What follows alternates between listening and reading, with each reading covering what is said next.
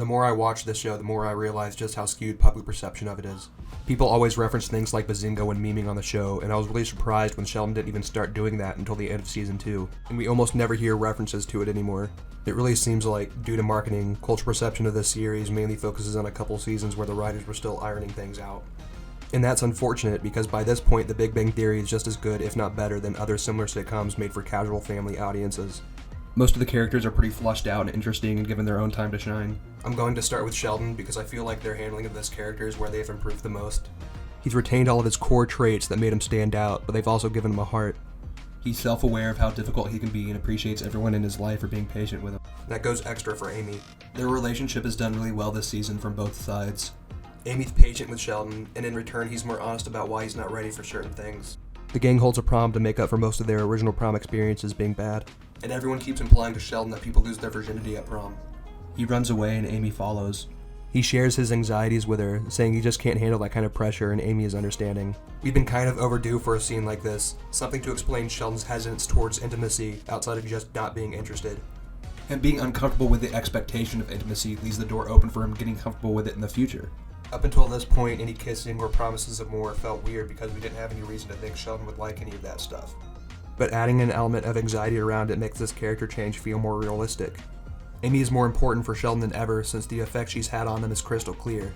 However, we still haven't seen Sheldon live up to all of Amy's expectations yet. She loses patience and breaks up with him, and even though Sheldon is the stone-faced character he is, you can tell just how much it hurts him.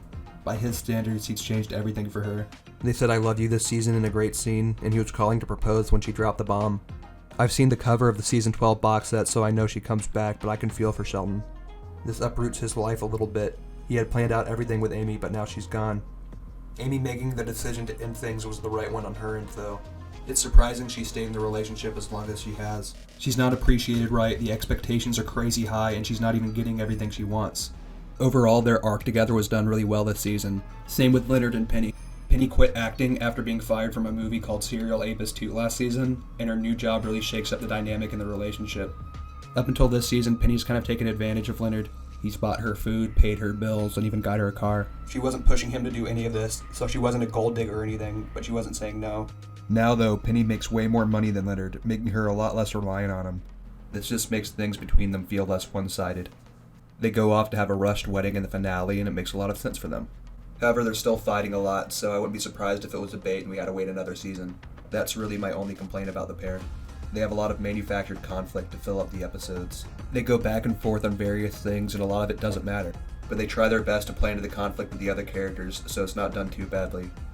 Howard and Bernadette is where the show stagnates the most. They're still like an old married couple, arguing about the same things.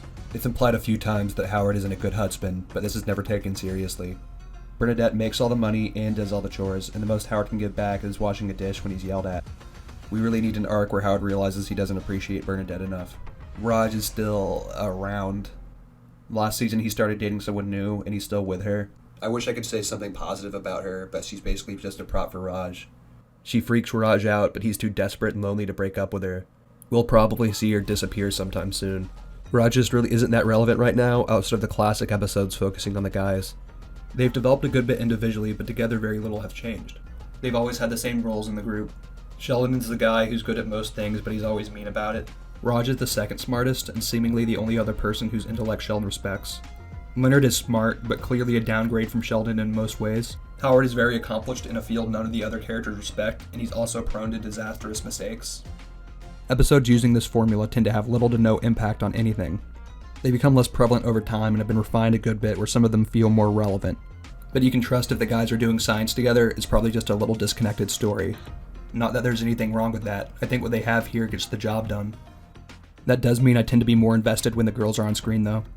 Don't get me wrong, not all their stories are perfect, but they have a clearer goal usually. When two of the girls are beefing, it's over something that would actually be relevant to us as the viewer. Things like Penny not studying for an interview that Bernadette got her are way easier to connect to than the guys arguing about who gets to work on Raj's irrelevant side project with him. Part of this, from what I can tell, is a clear shift by the writers to cater towards their largely female audience.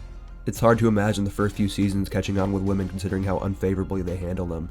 Adding women to the main cast and building all your stories around them restructures the show to capitalize on that audience. I didn't make the connection that this was probably why we've seen this change until I saw an article about the show being popular with women. Then I realized everyone I know who likes the series is a woman, so something about the marketing must be working. Which isn't a bad thing. I definitely think it's improved the show a lot. The girls seem to be the most three-dimensional characters in the series. We see a lot more consequence from the girls' side, and to me they kind of carry the show sometimes.